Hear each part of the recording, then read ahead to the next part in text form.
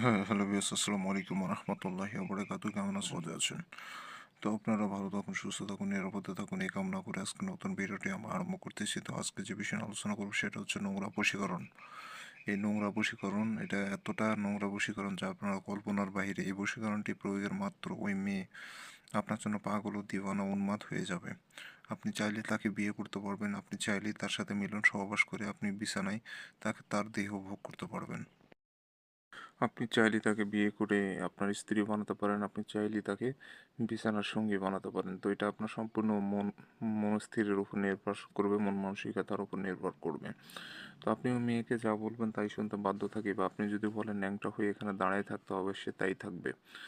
আবার যদি মনে করেন যে তার দ্বারাই অন্য কোনো কাজ করায় নেবেন বা তাকে শুধু বিছানায় পেতে চান, তো আপনি মানে যেভাবে পরিচালনা করবেন সেভাবেই পরিচালনা হবে। আপনার কথায় উঠবে বসবে সম্পূর্ণরূপে আপনার আয়ত্তে থাকবে। তো অনেকে আছেন যারা বাড়ির আশেপাশের বা এলাকার বা পরিচিত কাউকে ভালো লাগে, তাকে এক নিমিষের জন্য হলেও তাকে বিছানায় এনে তার দেহ ভোগ করতে চান। তো সেই ক্ষেত্রে আমি বলবো যে এই বশীকরণটা শুধুমাত্র আপনারই জন্য। এই বশীকরণটি শুধুমাত্র আপনারই জন্য, কারণ এটা শুধুমাত্র দেহ ভোগের উদ্দেশ্যে যদি ব্যবহার করেন তাহলে এতটা দ্রুত কাজ করবে আপনার কল্পনার বাইরে। কিন্তু আপনি যদি বিয়ের উদ্দেশ্যে এটা করতে চান সেক্ষেত্রে একটু সময় লাগবে। তো দুইটা কাজই সম্ভব, আপনার মনস্থিরের উপর সব কিছু নির্ভর করবে। তো বন্ধুরা চলুন আর বেশি কথা বলবো না, মূল ভিডিও আরম্ভ করি। তো বন্ধুরা, আমার চ্যানেলে নতুন এসে থাকলে অবশ্যই চ্যানেলটি সাবস্ক্রাইব করে পাশে থাকা বেল আইকনে ক্লিক দিয়ে অল নোটিফিকেশন অন করবেন।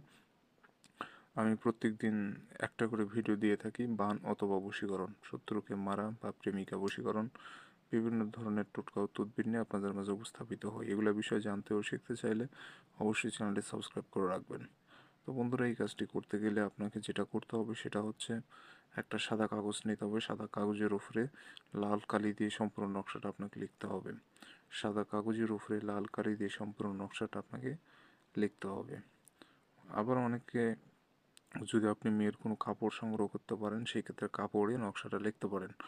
আর কাপড় সংগ্রহ করা অসম্ভব কিছু হয়ে গেলে আপনি কাগজের উপরে লিখবেন। তো কাগজের উপরে লেখা যাবে, সমস্যা নেই। আর কাপড় নিয়ে আসা এটা খুব রিস্কের ব্যাপার, ওটা না করাই ভালো। আপনি কাগজ দিয়ে লিখতে পারেন। তো বাজার থেকে কাগজ কিনে এনে আপনি লাল কালিতে সম্পূর্ণ নকশাটা লিখবেন। আর যে কাগজটা দিয়ে লিখবেন সেই কাগজটা ফ্রেশ সাদা কাগজ হতে হবে, চকচক কাগজ, মানে কোনো প্রকার ময়লা আবর্জনা বা কালচে টাইপের কাগজে লিখবেন না। ফ্রেশ চকচক আয়নার মতো চকচক এমন সাদা কাগজে সম্পূর্ণ নকশাটা আপনাকে লিখতে হবে। তো এই নকশাটা আপনি অল্প সময়ের মধ্যে লেখার চেষ্টা করবেন, 10 থেকে 15 মিনিট, এর বেশি সময় লাগানো যাবে না। তো নকশা যত দেরিতে লিখবেন তত নকশার ক্ষমতা কমে যাবে। অতএব দ্রুত লেখার চেষ্টা করবেন, ইনশাআল্লাহ আপনার কাজ 100% হয়ে যাবে। তো বন্ধুরা, যখন নকশা লিখবেন, দিনটা যে কোনো দিনই হতে পারে, সমস্যা নেই, তবে রাতে অঙ্কন করবেন কাজটি। এই নকশাটা রাতে লিখতে বসবেন, কারণ দিনে নকশা অঙ্কন করার জন্য নয় এটা। অবশ্যই রাতে অঙ্কন করবেন। যখন অঙ্কন করবেন আশেপাশে যেন কেউ না থাকে, নিরিবিলি জায়গায় বসে পাক পবিত্র হয়ে আপনি নকশাটা লিখবেন। যে জায়গায় বসে লিখবেন জায়গাটাও পাক পবিত্র এবং নিচেও পাক পবিত্র হয়ে থাকতে হবে। তো এইভাবে করে সম্পূর্ণ নকশা আপনার কমপ্লিট করতে হবে। স্কেল দিয়ে দাগ টেনে যেভাবে আছে ঘর সাজায়, যে হরফ সংখ্যা যেভাবে আছে ঠিক একইরূপভাবে আপনাকে নকশাটা লিখতে হবে। যেটা যেরকম হয়ে আছে সেরকমভাবে আপনাকে দিতে হবে। কোনো প্রকার তেড়া বেঁকা বা 19-20 করা যাবে না, এতে করে হিতে বিপরীত হওয়ার সম্ভাবনা রয়ে যায়। বিষয়গুলো লক্ষ্য রাখবেন। তো এভাবে সম্পূর্ণ নকশা আপনাকে প্রস্তুত করে নিতে হবে। আর বন্ধুরা, আর নকশার নিচে যে নাম দিতে হবে, প্রথমে দিতে হবে যাকে বশীভূত করবেন তার নাম, তার পিতার নাম। তার সাইডে দিতে হবে আপনার নাম, আপনার পিতার নাম। তো কোথায় নাম দিতে হবে আমি হাত দিয়ে দেখা দিচ্ছি, আপনারা লক্ষ্য করে দেখতে পারবেন। এখানে দিবেন মেয়ের নাম অর্ধেক পর্যন্ত, এই মাঝ বরাবর দুটো ভাগ হবে, অর্থাৎ এর থেকে এই সাইডে মেয়ের পক্ষের নাম, এর থেকে এই সাইডে ছেলে পক্ষের নাম। আপনি প্রথমে দিবেন এখানে মেয়ের নাম, তার নিচে তার পিতার নাম। প্রথমে দিবেন মেয়ের নাম, তার নিচে তার পিতার নাম। এখানে দিবেন আপনার নাম, তার নিচে আপনার পিতার নাম। মানে যেভাবে যাক বশীভূত করা হবে সেভাবে নামটা দিতে হবে।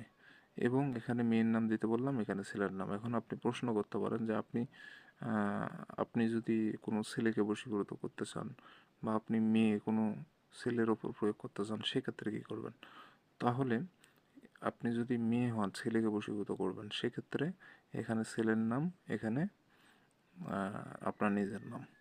তো মেন কথা হচ্ছে কি যে যার উপরে বশীকরণটি করবেন তা সে মেয়ে হোক ছেলে হোক এই সাইডে তার নাম থাকবে। আর আপনি যে নকশাটা দিয়ে কাজ করবেন তার নাম এই সাইডে থাকবে, সেটা মেয়ে হোক বা ছেলে হোক ওটা কোনো ব্যাপার না।